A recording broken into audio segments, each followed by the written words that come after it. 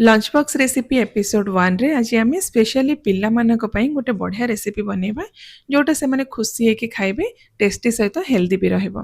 तो सेति पई गोटे कप गोटा मुग सहित गोटे कप अरुआ चाउल ता सहित 1/4 कप चिना बादाम अल्प मेथी देकी ताको भल भाबरे आमे पानी रे 3-4 थर धोई दबा। धोई सारला परे अपरिष्कार पानी बाहर करिकी सेथिरे भल पानी किछि देकी 7 रु 8 घंटा बा ओवरनाइट ताको बतुरिया पई रखि देबे। तापरे सेथुरु एक्स्ट्रा पानी बाहर करके गोटे ग्राइंडर जार देदेबा।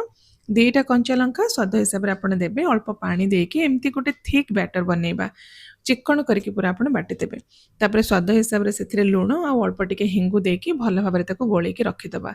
नेक्स्ट एमती गोटे वेजिटेबल चॉपर रे जहाँ आपनको घरे परिबा अछि सब परिबा दे देबे। ता सहित अल्प खंडे अदा देकी पूरा फाइन करके एमती ताको चॉप कर देबे। सेथिरे आमे ग्रेट करके paneer chilli flakes mix herb ता सहित चाट मसला देकी भल भाबरे एठी मिक्स कर दबा। लूण आमे एठी मिक्स करबानी परे ऐड करबा। तापरे गोटे डोसा तवा गरम करके सेथिरे अल्प टिके तेल दे दबा। एक्स्ट्रा तेलटाको आपण एमती टिश्यू पेपर रे पोछि देबे। तापरे बैटर रु अल्प किछि नै कि एमती मोटा करके डोसा पैन ऊपर स्प्रेड कर दबा। आ जो वेजिटेबल टॉपिंग रखिथिले ताको भी आमे भल भाबरे स्प्रेड करके हल्का हाथ रे प्रेस कर दबा। ऊपर सांबर मसला पाउडर लूण टिके देकी एमती दुई पट साइड रु भल भाबरे कुक कर दबा। तापरे ताको एमती रोल करके छोट छोट खंड करके काटिके आपण सर्व कर परिबे। बहुत बढ़िया और हेल्दी रेसिपी एटा।